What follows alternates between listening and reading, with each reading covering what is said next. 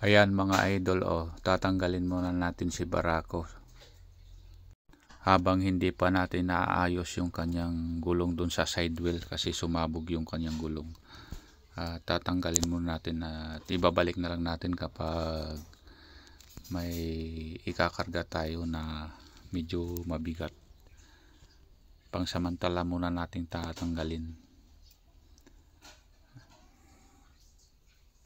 Hindi kasi namin namalayan kahapon at na i-running flat po namin at buti na lang at nakarating. Saka lang namin nalaman nung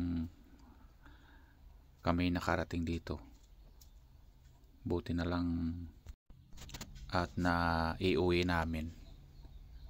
Ayun ang kagandahan at na iuwi namin. Pagka inabot kami dun sa daan mga idol, mahihirapan kami sa pag-aayos. Kaya ito tatanggalin muna namin si Barako para makapagpahinga muna siya kasi marami siyang mabibigat na kinakarga. Kaya napag-isip ko at tatanggalin ko muna para makapahinga siya. Ayan, at natanggal na po natin mga lods.